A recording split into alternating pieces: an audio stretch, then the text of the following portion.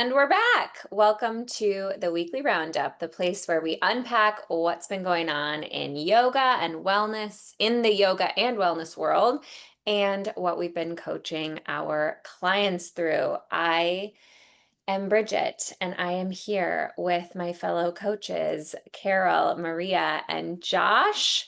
And we've got lots of fun topics to dive into today.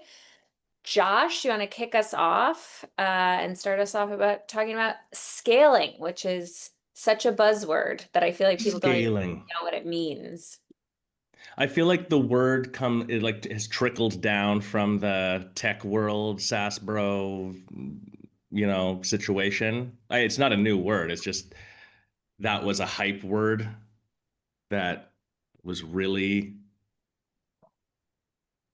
really prevalent. Like there's all these funny shorts and stuff online of tech bro talk, like Tech protocol. saying something for 5 minutes, but not actually saying anything at all. Like, yeah, we're just going to circle back in the next quarter to figure out if the ROI is feasible within the capacity of what we have. But we got to stay focused on the thing that Yeah, we need exactly. because, in the next phase, what we're going to want to do is scale up because scaling is really the thing that we get to the end here on our mission to become a unicorn. And you're like, the fuck? You said. So I feel like this trickle Yeah. down because Yeah. like when I started coaching over 10 years ago now, like we didn't really ever use that word to say grow, make more money.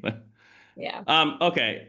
I think the reason scale as a word might be interesting as a studio owner and a business owner in general is the slight additional detail to just grow your business.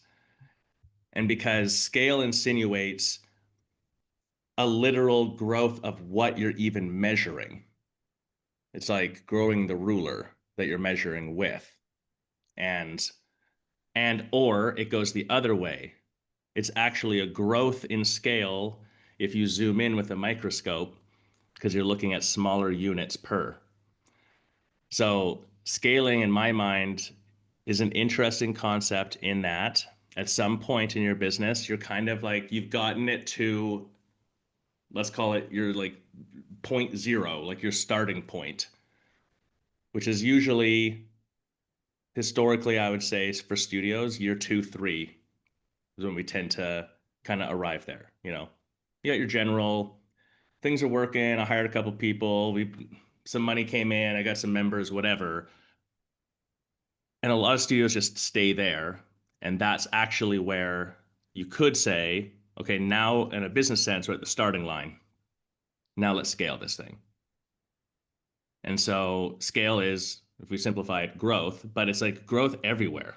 Growth in volume of people, growth in revenue, growth in profit margin, growth in staff, growth in et cetera, et cetera. It's like all of it, which may be necessary to go. Could be scale, like I need more locations, I need a bigger space. All of those are part of that as well. I think the hiccup is the vision often ends right at the point where you would start scaling. That's what I see. Nothing wrong with that, but it's kind of this thing like owners almost stop trying to do anything more. And so that might be fine for a little bit, but then at year 8, you jump on a free coaching call with us and you're like, things were going well, and then now they're not going well. And I'm not sure what happened. And when we go back, it's like, because you had 2 or 3 years of just everything stayed the same. You didn't change anything. You weren't shooting for anything. Like it's not like anything wrong happened. It's just nothing happened and things don't stay static. So if you do nothing, the industry or the market or whatever, like kind of moves under your feet, is my thought. So scaling, I think, is a valuable conversation. Go ahead, Maria.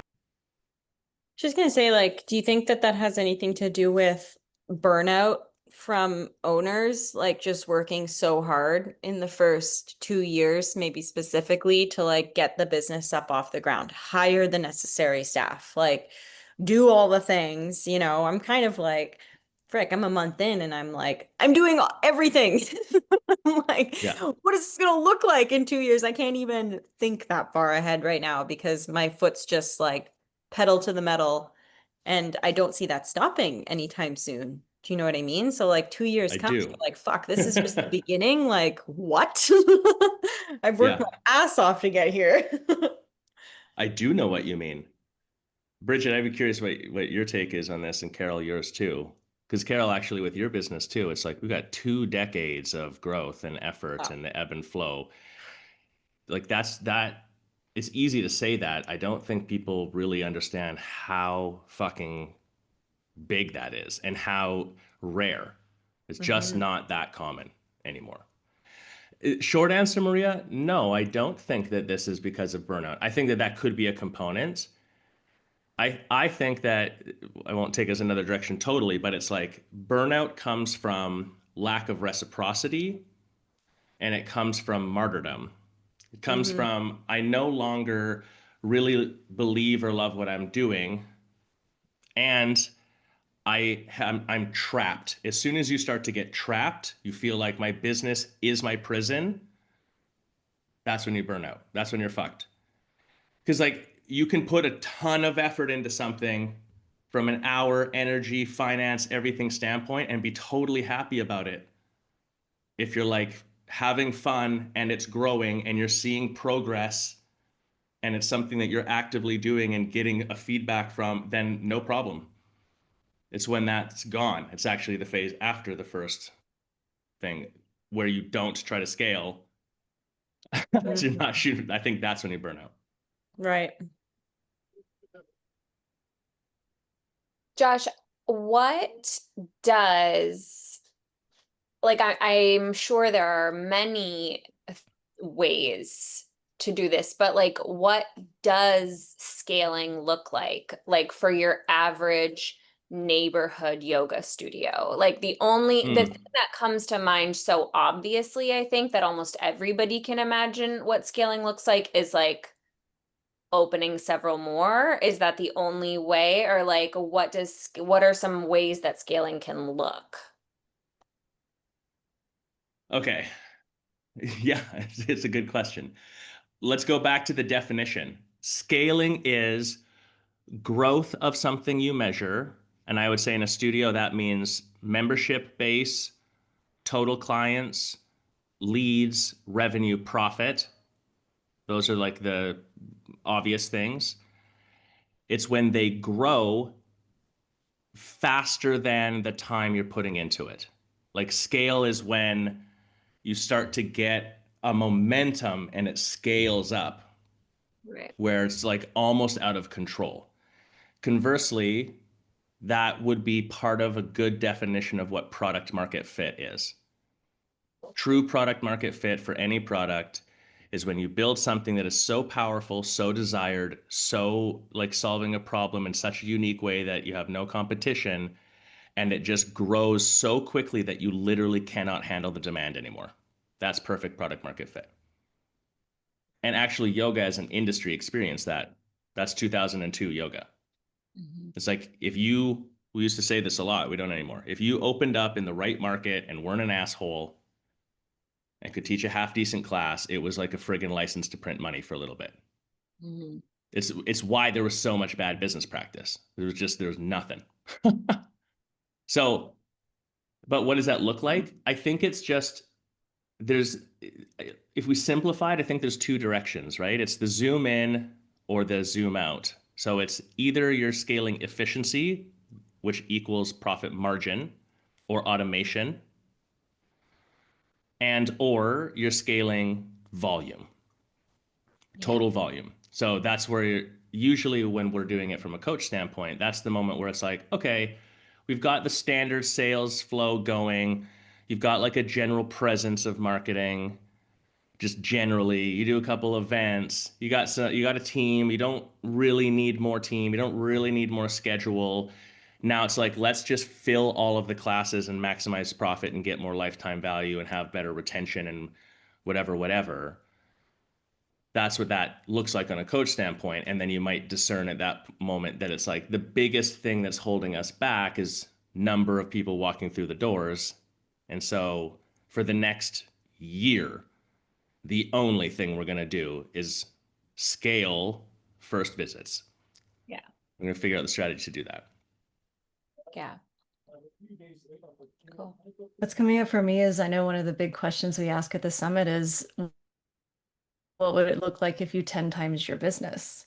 So it starts you thinking of, scale in that sense. So you start to just maybe look at your business in a completely different way. Like, what are the systems that I need? What are the, is it first visits that I need to really focus on? I mean, it just, that's what's sort of coming up for me in this conversation. Like, you just even have to think big and see like where do you want to go with it, or what could you do with your current situation um, to move into a different scale. Go ahead, Maria. Yeah, you just kind of brought something up for me because I've seen this in retail, I've seen this in tech. I don't know that I've seen this in yoga, but like, what happens when you scale too quickly? Yeah, this does happen in studios. This, you know where it's happening right now in real time? Pilates. Pilates. Yeah. Specifically Legree, Yeah. Megaformer. Yeah. What happens when you scale too quick is you run the, well, first off, nothing bad happens. It's like, for someone who's like trying to build a business, if you overwhelm your business because you scale too fast and too much stuff is happening, you'll sound like an asshole complaining about it. But it is a complaint, like it is a problem. It's just a unique, different side of the coin problem. The risk is you scale too fast and you kind of like get a bunch of momentum and attention, but you can't capitalize on it. It's like you can't grab it. And that can even have in a studio a technical, it's like, it's not just like a missed opportunity, although that's probably the biggest part of it. It's like actually it can be detrimental. A good example would be one of the first things we check with every person that we coach with, but like one of the first things most studios need is what we call leads to members. Everything from you walk through the doors to do you end up on MRR? Because if you don't have that sales funnel in place, everything else is less efficient, blah, blah, blah. We have seen it where people don't have that in place. They don't have a front desk team that can do anything. The teachers refuse to sell. They say, I don't believe in selling. Their pricing doesn't make any sense, etc. And then they just spend a lot of time getting people in the market, and they actually do a good job of that. And so one studio comes to mind, they were seeing like 250, 280 first visits a month, and they would end up with about 10 members. Oh man. Most people did drop-ins and bought like 10 packs classes, and it looks like the business is doing good because all the classes are full. So everyone's like, oh, the classes are full. Teachers are happy because they're getting the premium price because they're getting partially a per head bonus or whatever in that studio. But then the problem becomes the administrative burden of managing as many members as they had, as many first visits, whatever, and then things that you wouldn't think of, but it's like if you're 10x volume moving through the same given space, it has an impact. Cleaning, maintenance, all that goes up. So in that place, it's like it looks out from the outside like you're busy and doing well. It's razor thin margin or zero. Owner still hasn't paid themselves. And the level of stuck in the business to just maintain the machine from fucking breaking is so high that that's what burns you out. So that does happen. I think in the tech sense that you know about, Maria, it's like the scaling too fast is you get unhappy customers and you debrand yourself. That's the other thing that happens in a studio. Yeah, that's what I was going to say too. You're the it place. Everyone comes. You're like, this is cool. I'm going to try this thing called Legree. And then your staff are assholes. It's cliquey. You don't have a good sales thing. And then the message that I start putting out there, as soon as I say it, I know you guys have all heard it. Yeah, I mean, it's kind of for that upper class woman. It's a bit expensive. I just can't pay $250 a month. I'm not making that narrative up. This is people on the street talking about Legree and Reformer. Oh yeah. That's what that industry doesn't see right now. Because they're like to like They're the zone it. in. That's the Yeah, it they're thing the right it now. thing. There's no Yeah. shade on them, right? It's like they're the it thing, and what they don't see is that empowers you to be more rigid and to be less thankful and to be more particular about certain things, right? And what you don't see is the 5-year time horizon. Mm-hmm. Once the 3% in your market that rotates through a couple times, so call it like max 6% in your local market, comes in, tries you out, whatever, now you got to get them back, and there's going to be a new thing. Yeah. That's I think hard. complacency is also like a big factor, right? It's just like you start to think that, oh, well, people just love it here. They're just going to keep coming back. And then you become complacent. And then next thing you know, your sales tank. Yeah. Yeah, business will be good forever Yeah, mindset. Yeah. but Mhm. it's not. Yeah. Yeah. Yeah. So Well, what's uh, our oh, go ahead, Josh. oh, now that I just say, like, of course, celebrate when you're up. It's Yeah. like, hear us clearly. It's none of this is shade. It's not whatever. It's just nothing will stay the same. That's Mhm. absolutely, that's the only guarantee that will happen for sure is that something's going to change. Like, that's just how it goes. So celebrate when you're up. Just don't, I'm not trying to, I think it's important for us to call out that, like, this doesn't mean like be fearful, have scarcity. Still stick with your positive abundance mindset. Your business will always grow. It will always do better. But the complacency part is when you have the expectation that it's going to do that. That's the difference. Mhm. I just assume, well, it's good, and like we have lots of people coming in, our business is just going to do good. That's the part that's not true by itself. You might have to do something about it at some point. Mhm. So what is our bottom line here about scaling? Like what message do we have about scaling? What's a helpful takeaway for our studio owners that are listening in about scaling? Yep. You guys go first. I got one. Are we talking like Are we talking like how to scale? Are we talking about like, I mean, What what's comes to mind for you? more questions than anything? It's like, yeah, I want to do that.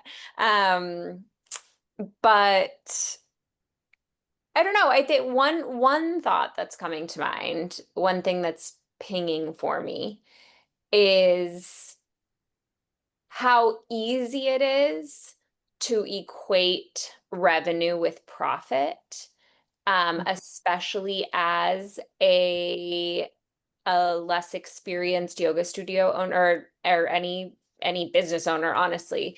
And you see that number like go up and up every month, and you're like, sick, this is amazing. Like I'm making more money and more money and more money. And what I have seen happen in my business a few times where I had to check myself is like, sure, you're making more money because you're doing this, that, and the other thing, but like, what is that actually like? That's not scaling to have that is not necessarily revenue going up and up and up is not necessarily scaling.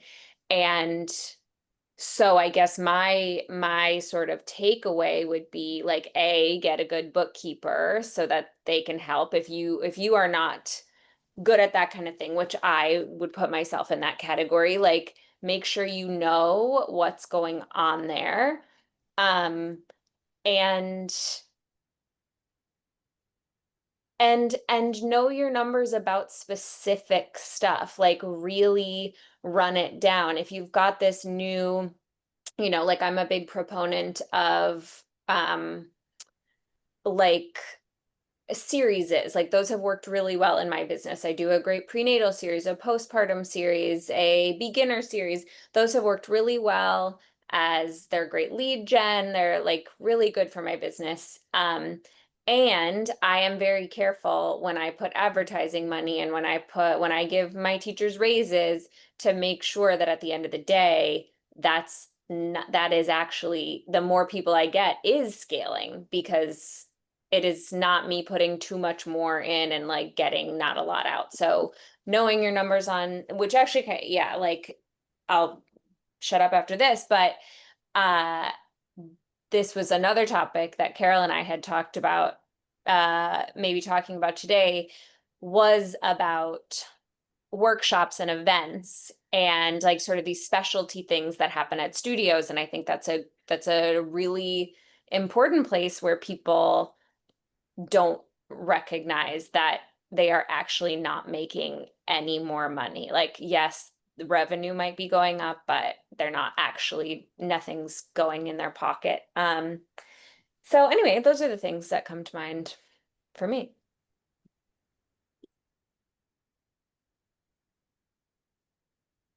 Carol?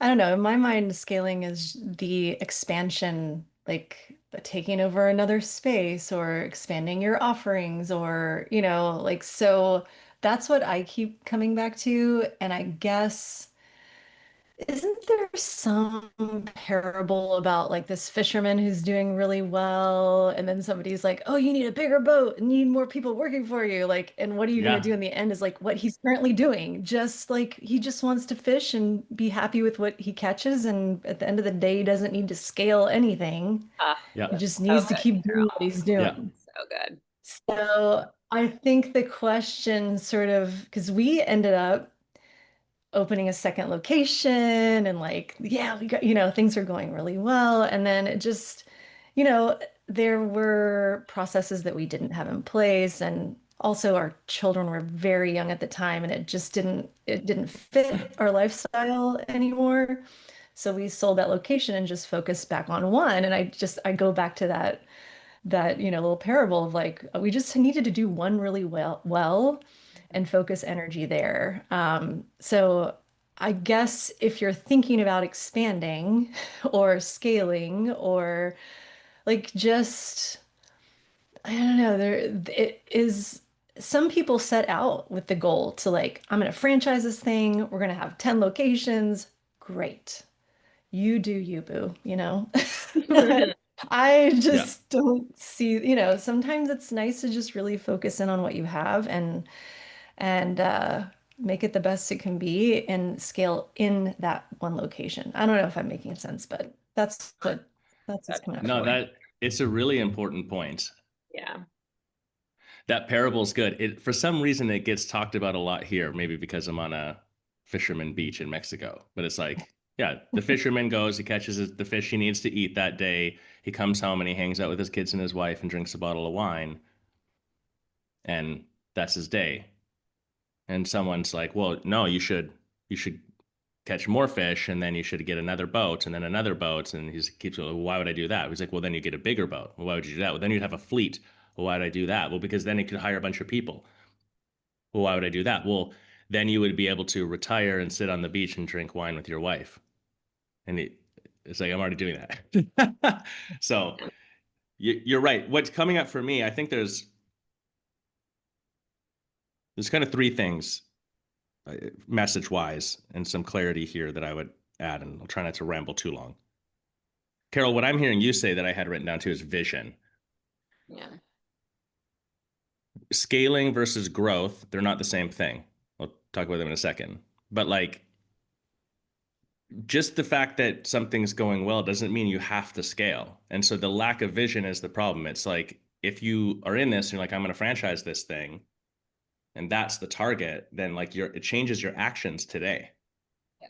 I think what happens for a lot of studio owners that aren't in that category is they do well in one. I'm like, well, I should probably open another one. Like, we get people that come to us quite often that have usually two studios, sometimes three, but two is like can be a death trap. So that's a different conversation, because it's just you don't get a lot of the benefits of having anything, and it's not double the work, it's three times the work. And it tests all of your systems in a new way, and etc. So often you're doing great in one, you open the second one and it sucks. You actually sink the first one. You have to be careful. So, but we're like, why did you open the second one? I don't know. A location came up. It just seemed like I was doing well. Why not open another one? I'll just do better, right? Like, it's no shade either. That's a logical thought, but it's like there was no vision. It wasn't like because I wanted to expand how many people in this market and I was planning a third one and just owning this city. Like that wasn't part of the thought process. So the vision part I think is really important. Because to your point, the vision can be I'm not doing multi-location or whatever. I'm just going to scale this business right here. That is also possible. I guess what that brought up for me is like growth is working harder at the same thing. Or it's like just doing the same thing and just growing a bit. If you teach all the classes in your bar studio and then you hire a teacher so you can run more classes and teach more, that's not scale, that's growth. Scale is where you're working smarter in the business. There's an efficiency equation with it. So it's like if you're scaling, you're looking at it from the perspective of I need to add systems automation, but the big word here would be leverage. Is with the same limited resources, I get a better result. That's scaling. And so it is also multi-location, but in that using that example, it's because if you go multi-location, you would have to have systems in place because you physically cannot be in all places at the same time. You cannot manage all the people. You cannot teach all the classes. And so, whereas like a single location in a lot of markets, shit hits the fan, reduce your schedule and teach it all yourself. You could float it through for a few months. Like you could actually just do the work. The second you get a second location, that is completely impossible. So you amplify your problems and decrease your leverage. Unless you build the systems, automations, etc., to increase your leverage. So even in one location, at some point, growth isn't the target, it's margin maybe. Or to your point, Bridget, like, sure, you made more revenue, but like, how much did you take home and how hard are you working? If you're working harder than ever for the same or less pay, that's not even growth, but your gross revenue looks like it grew, like, doesn't mean anything. I think one of the things that's true with scale, and it's interesting if you study business growth, like in general, right? And especially larger business, because that's where most data comes from now, unfortunately. Scaling equals more complexity, which is ironic because the point of scaling, as we just said, is to create more leverage. I get more value for the same resource. I'm actually more efficient. But in doing that, especially like in today's day and age, where we're so tech dependent, so tech heavy, you build a lot of complexity into things. And in coaching, we talk about this all the time. Like we've added some complexity and then we've taken it back and we calibrate it over time. But often, Carol, you and I talk about like I'm just gonna open up a fucking Google sheet and just coach. Like nothing else, no other anything, no this tech automation, that or whatever this. And so when you add complexity when you're trying to scale, that itself becomes the burden. It's too complex to scale at some point. And that's the irony of the whole thing. It's like you're adding in, here's how this looks in a studio. I think I need to send more emails to people when they're on their intro pass or to retain them. I better purchase this program that has an email automation thing in it. I'll just turn on the templates of it and push go and then never look at it again or really do anything with it or build them one time and just leave it there for 5 years and never optimize it, never try to make it do more leverage. So let's say that increases your sales conversion rate and your retention by a few percent, because it will. But then that's it, and that's your new standard. But that doesn't even offset the expense of it. You're just paying $150 a month for a program that is like it's just sitting there. You're not leveraging it in any way. Versus you buy the same program, you optimize the funnels you have, and you build 10 more inside of it. Silly example, but simple one that we see in a studio. Studio A has an intro funnel and like a monthly newsletter. Studio B has an intro funnel, a win back campaign that's 3 years long, a membership campaign, a weekly newsletter situation, a month 3 whatever thing, a 10-pack funnel that's 12 months, like 6 different lead funnels running from different ads. They both are paying the same $150 a month for the program, but Studio B has 20 times the leverage without more complexity. Now let's go back to Studio A. You've got this resource, you put your couple funnels in. It's not exciting, it's not the shiny new thing, so you don't do anything else with it. You're not sure if it works. You get distracted and think, you know what I'm going to do? Buy another $150 a month tech product that does a slightly different thing related to this, but not the same, because I want to solve this problem. And over 10 years, you do that 10 times. And now you're like, I'm paying $1,500 a month in tech, $2,000 a month in tech, and I'm not sure that it's doing anything because my revenue's gone up a bit, but I'm not making more money. I don't have more time. Now I have to manage all these things. You've just added a bunch of complexity. So the irony of scaling is like the proclivity is to add complexity to try to put these systems and automations in, and the reverse is actually true. Going back to studying successful businesses that scale being they go from 100,000 to 200,000 to 500,000 to a million to 10 million in a fight, like they like 10 exit multiple times. They focus in on 1 or 2 extremely core things, and then they get as much leverage on those things as possible. All of them, like it's like almost no exceptions, which makes it less complex. In a studio, this looks like people come to us and they're like, I want to run a teacher training. I want to do more workshops. Everyone's running a retreat. That was the big thing a few years ago. Everyone's running retreats. I guess I should run a retreat. What about this online thing? You're like, cool. Like, why do you want to do any of those? Do you like them? Is it interesting? Whatever. Have you maxed out? Like, what's your monthly churn rate? What's your conversion rate? How many people are coming in the door every month? How many hours a week do you have to work? Simple questions. Who schedules all your teachers? If you, the owner, are still doing that, like, will running a retreat bring in more gross revenue? Yes. Will it bring in more happiness, more profit margin? Maybe not. It might as well. I'm not saying not to do it. I'm just saying that's what that looks like in a studio. Increase your leverage. Okay, there's my rant. Sorry, I'll get off my soapbox for a minute here.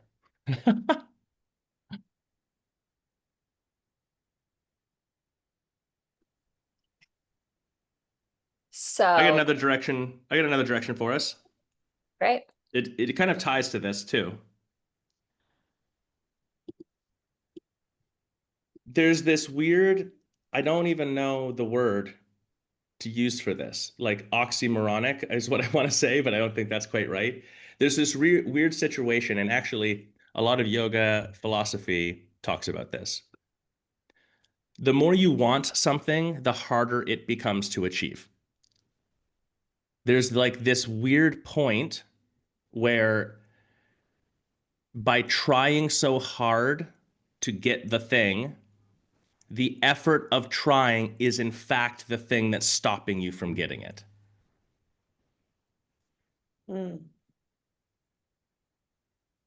Versus when you just grow and you just achieve things, it's like you've put it out there, you habituate the actions necessary for it, and then you kind of just let it go. And suddenly it happens and you're like, oh, surprise, we did it. That's been my experience. If I look back at like moments of mass growth of doing different things, that's always what it is. It's not like I know what I'm doing. I'm deliberately taking action. It's not the trust the universe and don't do anything, but it's like I'm not so fixated on the destination and trying so hard and pushing for it so hard. That doesn't seem like for me it's worked. Totally. In manifestation circles, they would say it's because they would say that's true, and they would say that it's because when you're trying so hard and you want something so bad, you are in the energy of not having it, Mm-hmm. which is Mm, kind of, I have found that to be kind of true sometimes. absolutely. Um, That's the affirmation that it's like, instead of I want X, you have yeah. to say I am. I Yeah. already have. But that's why they switch that stuff. I'm Hmm. wondering if, like, what you guys think about this. What if I guess I also think that this is reminding me of, like, definitely a trap I have fallen into, and something that I see sometimes with, honestly, like all small business owners or entrepreneurs or whatever, is like almost bad goal setting. And what happens when you're so focused on like this big thing, like, oh, I want to scale this to 5 studios or whatever. And sometimes people go into it without even having like a really clear product that they like, what are you scaling? Like, what are you even talking about? And I think that it's amazing to have a really clear vision, but I think what it might look like practically to not be so focused on, like, so obsessed with the big goal, is to actually have like smaller goals. Like, of course, we all want to make $100,000 a month in our one room studios. Like, that would be amazing. And also, like, what about making $20,000 a month in your one room studio, and then $30,000 a month in your one room studio, and then $40,000 a month in your one room studio? So that's what I'm thinking about. Sorry, Mhm. Terry's not here, so I had to do an emoji thing. Dude, you're 100%. Actually, this is exactly what we do at the summit. And Mhm. so Carol can maybe speak on this a little bit, but you need the target. Like, you have to know the direction, because there's infinite directions to go. And so you have to have something to fucking point at. Mhm.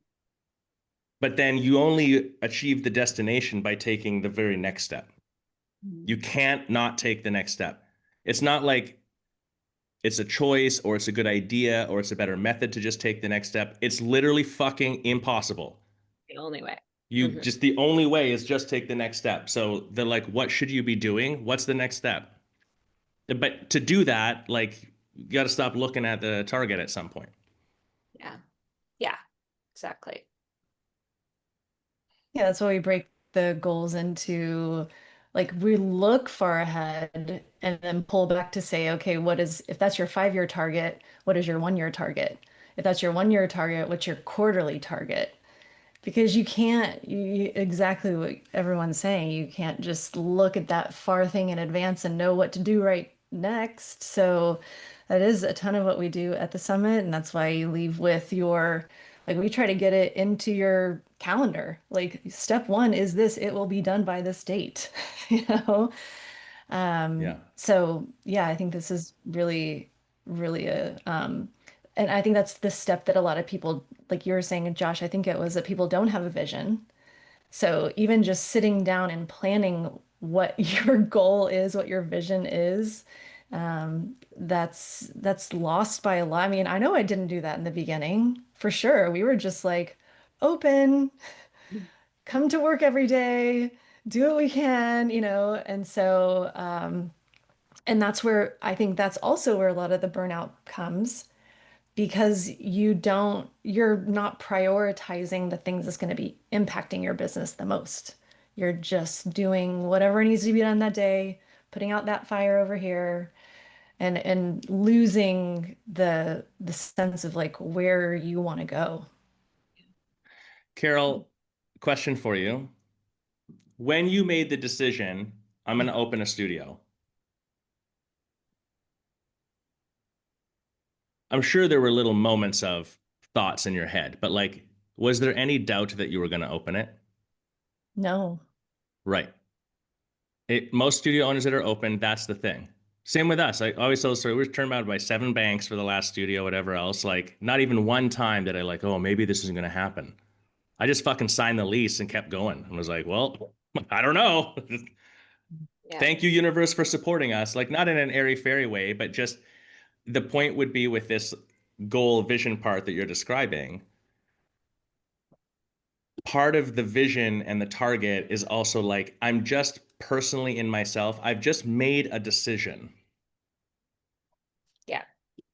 to walk on this path.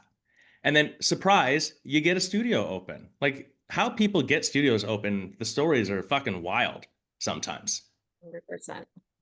That's how it is. But then that's the end of it, to your point. Then you're like, oh, what now what? And so I was absolutely, even after managing 2, building 2 other ones, co-owning one, all of that, still building the last studio, my vision ended at, well, we'll open up and teach some classes and live on prana and kombucha. It'll be fine. We'll figure it out. Like, that was the end of it. And the thing that punched me in the face very quickly was like, there's no way we can actually do what we truthfully want to achieve with that attitude. We have to fucking get smart about it. So we had to form another vision. It's So reminding me of what Maria said Yeah. at the beginning about how she's like, oh my God. Like it was so visceral because I remember that feeling when I was a month into studio ownership and the month leading up to it. Like I think I've probably said on this show before, but like for the first time in my life, in the month leading up to opening the studio, um, like just entire conversations that I had with people just dropped out of my head. Like I just did not have any brain space available. My poor sister, one time, this was actually like the weekend we opened, and I told her twice the wrong restaurant that we were all meeting at, and she went to both, and I was just like, I don't have a brain right now. Like there's just nothing. And it was the first time I'd ever had this thing where people would be like, yeah, we just talked about that, and I would be like, no memory. So anyway, like sometimes it's reminding me that like, when do we ever work that hard again in studio ownership? Like, when do we ever make that big of a push again? And I don't want studio ownership to always feel like a grind, and like to always feel like that first week, or that first month or the month leading up to it. But if we did like maybe like once a year or once every 5 years, what if we did put that much like push behind it, like that much energy, that much like I will stop at nothing to make this happen? Like maybe that's what's missing, and like maybe that's what it takes to scale or to grow. It's like Josh is saying, when you have that singular focus of like, this is happening, there's no chance, like Carol said, that she wouldn't have opened the studio. Same, like that was just going to happen. But you don't have that with any other thing at any other time in your business. yeah, that's the summit, right? Like that's Until you like the do. whole thing. Until you Yeah. do. Right, until you do. Exactly. Yeah. Yeah. You go ahead first, Maria.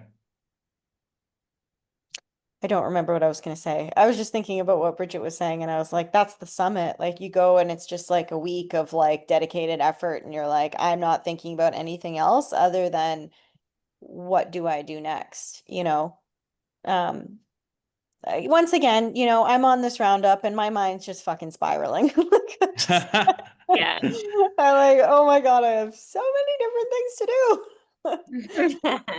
Well, and we keep What coming the- back when you and I are talking too, that like, yeah, as a studio owner, you have a lot of shit to do. And also just what you learn, and you can let it burn you out, and it might for a minute now and again, or you can just realize the truth and let it just be reality, not in a negative acceptance, in a just like let it go sort of situation where you'll always have a million things to do. Mhm. Mhm. There's no, our brains think we can make a list and check the boxes and then it'll be done. But before you even fucking get it finished, you'll make more lists. It's not possible. You can't do it. You can't. Mhm.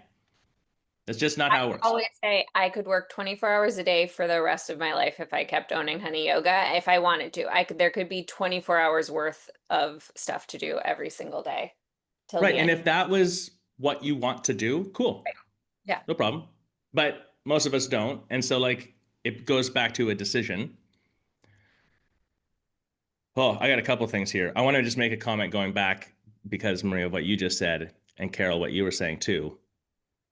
Because then, Carol, let me ask you this. You get to year 15, year 18. Objectively, I'm assuming there's actually more going on in the business than ever before. But did it feel the same as in the beginning? Like, I don't know, we'll just go to work and see what happens. No, no, it wasn't like that. I mean, there's so much you learn along the way. And we were lucky enough to find the YC and start implementing a lot of the strategies. So that changed things tremendously. Um, and yeah, I mean, we were no longer in the business day to day, right? Because in the beginning, when you're not working on your business, you were doing that before you opened. Like, let's work on it, let's get it ready to go. And then day one, you open, now you're in it. Unless you've done a really good job getting a team behind you. We did not. It was me and my business partner. She taught and I took. And then I taught and she took, and then she taught again, and I it was just like teach, Yeah. take every day. And so the business, while we were doing that, and we were really tired, one, I was way younger, and it was also very exciting. And, we had the energy. We were so excited about this. By year there was I don't know, somewhere in the middle. I looked at her one day and I was like, "Can we just burn it down?" And like, would that be okay? So, like honest truth, like we were not in a good place. Because it's all that stuff. Like at that time you could open and just print money and then there was like the dip and then we got it back up again and I don't know. It's just long way to say felt a lot different by year 15, 16, 18.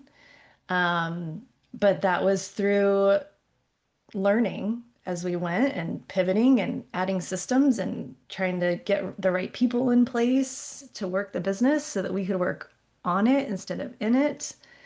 And I think, you know, truth be told, like going through COVID, it just was, that's sort of what ended it for me. Like I was ready. We really came out of it super strong. Our July after the year after in 2021 was like our biggest July ever. But that didn't excite me anymore. Do you know what I mean? Mm, Like I was like, yay, but I wasn't in that same headspace as I was when we first opened. So, mm. that's I think when we were started to think about selling the business. Okay, second question. Okay. Such an important point too, because that I've experienced that in multiple businesses myself. It's like at some point you fulfill your mission, like you're done. Mhm. And so you don't have to sell at that point, but like having enough awareness to know that and to like really see that truthfully is actually super powerful. And entrepreneurs struggle with that because we become attached, our identity becomes associated with our business, or the reverse, you want to run away from it. What you're actually describing is stress and burnout. And that's when you want to ditch it because it's hard, not actually because you are done fulfilling your mission with it. And so, yeah, there's a tricky awareness there. In year 15 to 18, your capacity to do work in the business, was it more or less than in year one? Had way less bandwidth because now I'm a mom and I have other things. Like, however, I do feel like I was more efficient, right? I mean, Yes. I don't know if, yeah. So I could get the things done quicker than I did in year one, two, blah, blah, blah. And because again, the learning process, I had tried something, didn't work. Now I try this. Okay, this is better. Just improving the processes along the way. So if that answers your question. Right. You scaled yourself, right? And actually, tangent, moms are fucking generally super powered at this out of necessity. There's some mom switch, I swear to God, comes on where your ability to be hyper efficient, because it's like it comes from baby time. Baby's napping, this is the window. Go. And shit gets done. That it's really impressive. The reason for the questions too, and going back to Maria to what you said, your capacity to handle something increases. It's not necessarily a desensitization, it's a wisdom, actually. Desensitization would lead you to dissociation and negative outcome. That's not what happens in your business. It can, but that's not the objective of what you're trying to do in your business. It's more like you can just handle more. And so you get the same amount of work done in less time, or you get more work done in the same time. It's why the flex of like, no one outworks me. I work harder than everyone. When everyone else takes a break for dinner, I throw a granola bar in my mouth and keep working. It's basically bragging that you're shit at doing work. Like, I got the same result as you and I quit at noon. So you suck. Like, that's actually the flex.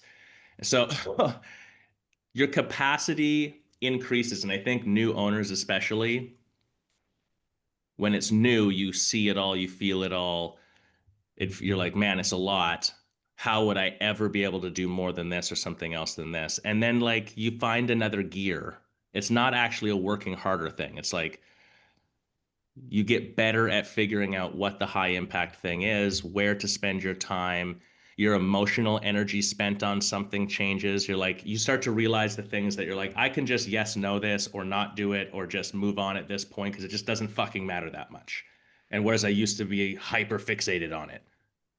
New owners, for example, they come to us before they even opened and they're like, yeah, they haven't even opened the studio. They haven't even signed the lease. And they're like, what about this logo or that? Do you think this matters? And I'm like, I don't think you want to hear this, but like your logo fucking doesn't matter at all. Make a red dot on the page and call it yoga and then move on.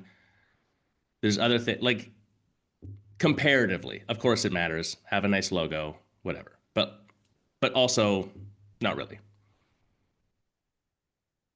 Yeah, it's just like Uh anything, right? The more you practice something, the easier it becomes, the stronger that neural network gets in your brain, the less like mental capacity you have to assign to something.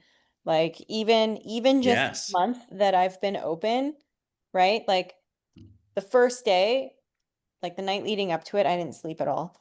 The first day, it was like all new people, people I'd never met before, and the classes were full. And I was just like, oh my God, by the end of that day, I was exhausted. Not because I hadn't slept the night before, but because of the amount of mental energy that I had to expend to try to just like be on for the entire day and get to know everybody. In that first like couple of weeks, now, like month two, today is actually officially month two today. I know, crazy. I'm like, I feel so much more calm because like I know everybody that's coming in. I know what their habits are like. They're getting better at yoga already. Like, they know the names of the shapes. It's like suddenly like it just feels, dare I say, easier. Yeah. It is easier. This is Mm. what Bridget's what you were saying that like I couldn't even remember which fucking restaurant we were going to. Like my brain was so occupied with this that it had to prioritize, and it means it had to sacrifice something. Mhm. And a year later, you can remember 48 things at the same time and don't even think about them and spout them off. And it's like, how did that happen? Just the human brain and humans in general are really fascinating in this way. Your capacity changes. Yeah. Yeah. I want to go back to Bridget, what you said, and to relate it a little bit to what you're talking about too, Maria. Like when do we work that hard again? Well, actually, if you look at, like, I'm thinking right now of the 4 or 5 studios that are single location, 7-figure revenue studios, not in big markets or anything. Like, how did they get there? There's a few factors. One of them, though, is those owners still fucking work. Yeah. They work with as much ferocity as they did on day one. Yeah. And so, how do they do that? It's like, is that just a personality trait? No, because I know firsthand, having been physically to their studios in 3 of the cases as well, that there was a moment in their history where that wasn't happening anymore. Mhm. So it had to be, it's just like I made a decision, I'm opening the studio. And then everything else is just like a friction point or a speed bump along the way to that happening. But you don't doubt it, you just move forward. Then you need the new vision, and the level of decision has to be there so you can like find that new ferocity for what's happening. This is why I think, like, man, is it ever running a studio is like the most yoga practice thing you can do. Like, you want a yoga testing ground, fucking open a business, especially a human-based service business, right? And why is that hard though? We talk about the beta region paradox, where like the beta region paradox states you would in fact be better off if things were worse. It's the middle ground, it's the gray zone. I'm not like super crushing it, winning, big, fulfilling a thing. And also, it's not so dire that like I'm gonna lose my house and car if I don't make this fucking thing work. There's no fire under my ass. It's neither of these things. I'm in the middle where it's like it's not bad enough to force me to do something, and it's not good enough for me to get into the celebratory gratitude place motivation where it's like I'm interested in scale and larger vision. It's neither. That is, man, 80% of studios out there. Mhm. And so you end up on a coaching call with us sometimes because you've been there for a while, you didn't know, and now it has gotten bad. And suddenly you're like, oh shit, I better fix something. Yeah. I would love it. And this does happen, but it's rare. I would say one in 50 free coaching calls that I take is someone jumping on saying, we're crushing it, everything's good. But now I'm like, I want to form the bigger forward vision. Like, let's scale this thing to the moon, and I need some help with that. It's very rare. It does happen, but it's, yeah, right, like Lost. 2 out of Yeah. hundreds. Yeah. Yeah. Yeah. So, but then let's go a layer deeper. Like, why does that happen? Bridget, I'd be curious your take on this. I would propose that this is a fear question. Before you open the studio, you make a decision, and in doing so, you will have some fear because that's a normal human thing of what's going to happen. But because you've made the decision, you overcome your fears and you just move forward, and you kind of don't have anything to lose. Like, Yeah. technically you do, but you don't have a business yet. You don't have any income yet. There are no employees underneath of you. It's just you and your vision. So it's kind of easy. You just do it and then you're there. At year 5, now you're like, well, but if I change this, I don't think my teachers are going to like that. We systemize this. I'm not sure about that. What if I change my pricing and it pisses off these old members and then I might get some cancellations? I don't want to change this yoga type from this to that because then I would lose this teacher and then I would have to do the work to train. I don't want to get front desk people because then I would have to train them. People actually say that to us. It sounds funny, but like commonly people say that to us as coaches. Yeah, if I get front desk people, that's a big expense for the business. And like, what if they do a bad job? And we're like, well, you got to train them. Yeah, then I would have to train them. Someone would have to manage them. So true. You're So, like, that's correct. yeah. That is That's what would really true. happen. That is really true. And what are we talking about? Yeah. Like, of course, we hear you out and it's like, let's figure out the right fit for your studio and where you're at right now and blah, blah, blah. But that's what that is. That's in that beta region, and also this fear of loss. Yeah. I have lost practice with my yoga. This is everyone. I'm guilty of this too all the time. It's a fucking human condition. It's so hard. You become in attachment. I'm attached to what I have. You're wired 10 times stronger to hold on to what you've got than to let go of it to gain the new thing. Mhm. Yeah. If your cup of tea or whatever the proverb is, we got a lot of them today. If your cup of tea is already full, I can't pour more tea in.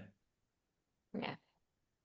Like you're gonna have to drink some or pour some out to get a fresh cup. Like this is how it works. You want to change flavors? Cool. You got to dump that one out.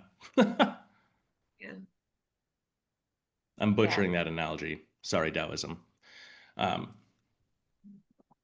I'll look it up and post it in the group afterwards. But it's the fear. It's just the awareness is the fear part. Yeah.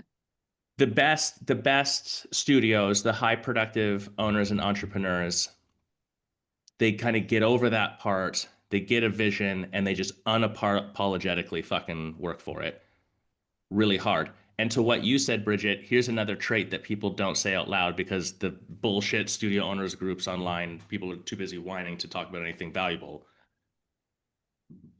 Sorry, I poo-poo on it because it's like there's no successful owners in there being like, hey, this is what really works, do this. That conversation doesn't even exist. And it's unfortunate. It breeds a negative narrative. They don't work 40 hours a week consistently over time, all the time on the business. They figure out the next few steps with clarity on the goal to achieve the vision. And then most of them go into like a fixation, like a hyper focus. In the extreme cases, it's like, I know what I'm supposed to do this quarter. And they fucking put their head down and do nothing but that thing for like 10 days, 15 days, 20 days at the start of the quarter. And then don't do anything else for the rest of the quarter. Which, if you've never done that, sounds insane. But that's what I see. I've done it. That's the trait I see with other businesses. It's a trait I see in the top studio owners as well. It's like, what's the high impact thing? And then I make the decision I'm going to make that happen, head down, ass up, and just fucking do the work. Nothing will stop me. Nothing breaks my focus.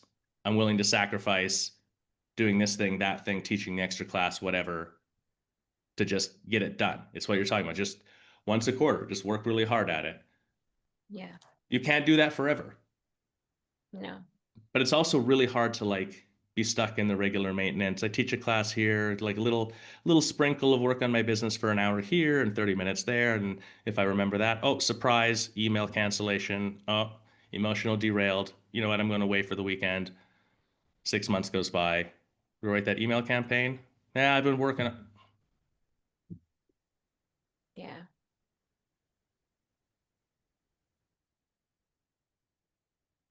A little tough love here. Definitely. And no matter who you are, what your personality traits are, like this is all within your capacity. 100%. Yeah. I think it's also, there's a little bit, as hard as it is, there is a slightly clearer roadmap when your goal is just getting the studio open. And I just resonate so much with this whole conversation. I feel like I'm in a little bit of a place right now with my business where like I haven't really been complacent since like pre-COVID, but I'm definitely in a place where like I want it to be bigger and better than it has been. And I know that I need to work really hard at that. And the scary thing is like when I was opening it, once I like had my money secured and whatever, I would like I'm gonna get this thing open, you know, like it's gonna happen. But when it comes to something like, you know, one of my goals right now, I'll share very vulnerably, is like I want to be like a destination for like the best yoga in San Diego. Like that is what I want. I want people to come to our studio because we teach just really incredible classes that lead to major transformation. And I am very scared that I actually don't have the capacity to do that and that it won't. So I'm like, okay, so I'm going to burn myself out. I'm going to burn my resources, mostly my energetic resources, and then it's just going to be the fucking same as it ever was. And that is super scary. And that is scarier to me than it was than getting the doors of my yoga studio open 8 years ago. That's all I have to say. Okay, I like this vulnerability. Just this is like you can't escape this. Here's the question that I would ask. Future Honey Yoga and future Bridget, who has already achieved what you're accomplished, what you're talking about. You have measurably, definitively voted by the market, etc., the most transformative, powerful classes in the city. What regular routine or habit would the business have, or would you have in that moment? In that moment, Yeah, you've already achieved it. What would have to be true? Like you would clearly have this habit. yeah. Um, Probably like exceptional training for our teachers. That's, I agree. yeah, That version of you in your business would have a training program for your teachers that just perpetually honed their craft. yeah, exactly. Do you have that now? No, I mean, we What do would, have a program, but it's not as good as it should be. right, what would the first step be that you could accomplish that is within your current capacity on the path to having that program that you could do in the next 90 days? I'm doing it, I think. I am actually using a new resource that Josh created about product design.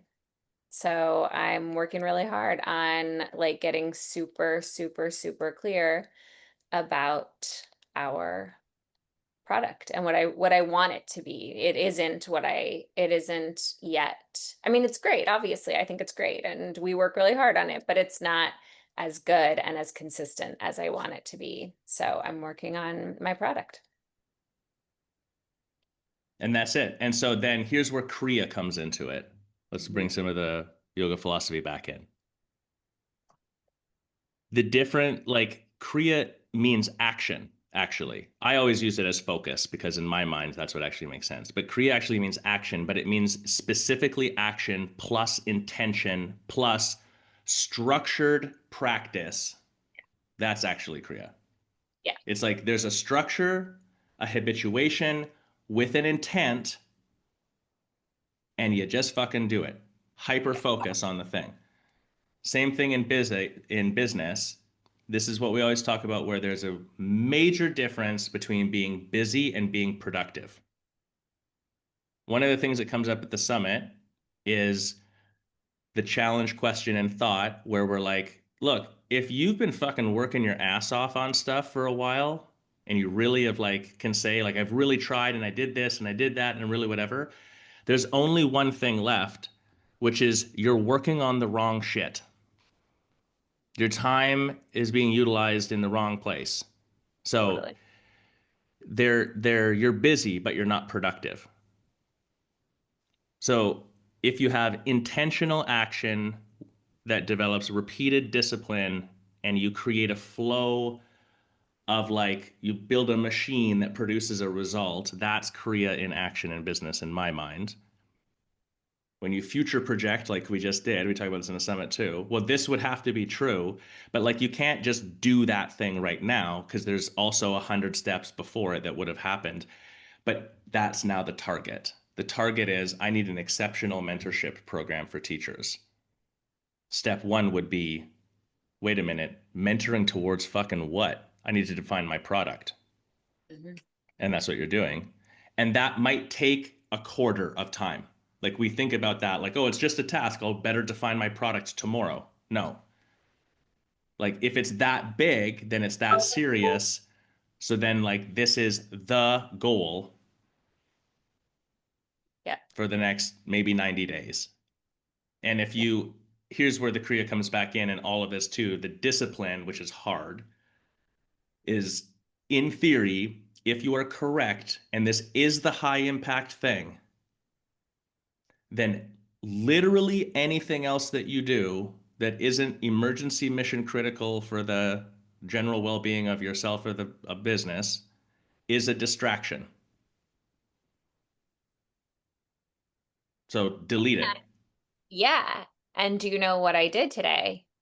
I canceled my yoga teacher training, my 200-hour yoga teacher training for 2026 because I knew it was getting in the way of what I really needed to be focused on. Yeah. That's the sacrifice. And those are tough decisions, but Yeah. you know, that's actually a good example too, because the thing that's tricky about this, it's a good idea. And you can run a teacher training and it would bring in more revenue. Mhm. And you already have some stuff going on that could do it. And there's still a cost to it. Like it's really difficult as an owner to make those types of decisions because we feel like that sacrifice is bigger than it might be in some cases. Yep. I'm pumped for the summit now. We're gonna fucking build the shit out of these businesses that are coming down this year. Towards the end of time, this is kind of, we've already alluded to this, what we said. This couldn't have been a better setup. I promise we didn't plan this at all. The summit maybe is just in the ether right now. This is what we do at the summit. Whether you're showing up and like, you're like, I don't know what to do with my business. I just want to grow it.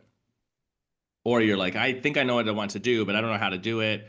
Or I just need inspiration, whatever stage you're in, there's a process to go through for this. And that's what we do over the, 4 or 5 days of labs that Carol leads a lot of is like, okay, what are we aiming at? And if that's what we're aiming at, like what would have to be true? And so we're kind of jumping forward and then reverse engineering. And we're also looking backwards and looking where you're at to see like, here's where I am objectively. Here's where I want to be. That's the gap. How do we fill in that gap? We need to fix these things. Then we need to work in this direction. And then we also filter it through like realistically, what's the capacity? And what do you want to do? Yeah. Amen. We map all that out. And then the idea would be you just go do it. Would you add anything, Carol? It's work hard, play hard. Work hard, play So hard. Yeah. get ready to, I mean, it's an Yeah. intense time, but it's meant to be. But you come out with such clarity and the steps that you need to, go towards that vision. So, but we always have a good time too when we're there. So, yeah, It it's is just work hard, fun. play hard. Yeah. You know what it brings up for me? Like part of the design, because we've done a few different versions of the summit throughout the years and refined it. And then we've kind of like, we're pretty set on this version of it right now for the last years because it's basically the highest impact thing we can do. There's lots of other things we could do at a summit, but it's because going to conferences and other things that I've gone through and workshops. I remember a few years ago, I paid like 15 grand to go to this 3-day weekend workshop or whatever. And I walked away with a book full of fucking notes I never looked at again and a little piece of paper that told me something I could have done in 10 seconds on the internet. Like, I was actually angry afterwards. It was inspirational and it was interesting, and I don't regret it, but it's just like part of how we design some of this is what you just said. It's like I'm leaving with something done and some clarity on where I'm going next, not just a bunch of bullshit ideas that we talked about. That's the problem with conferences. It's not that they're bad. We'll even run a conference someday. Like, it's just, this is not that. It's a different thing. All right, maybe I'll leave us on this thought. If you don't know what to do, you need to measure. If you've measured and you know what to do, but you don't know how to do it, you need to educate. If you know what to do, how to do it, and you're educated on how to do it, then you just need to do it. You're in action phase. But do it in terms of like just only do that thing. If you're doing it and it's working, then you need to do it more. It's a volume question. Can I do this 10 times more in volume? If you've got volume, then you look at, okay, how do I make it more efficient? And then once you have volume and you feel like it's as efficient as it can get, it's relatively optimized, 80-20 rule, of course, then after efficiency, you secure it. That's the scale part where it's like, I'm going to build the automation, put the team in place, the machine, whatever, so that this is a thing that happens. It's not something happening to me. It's something I do to create the thing that happens. Then you move on to the next thing.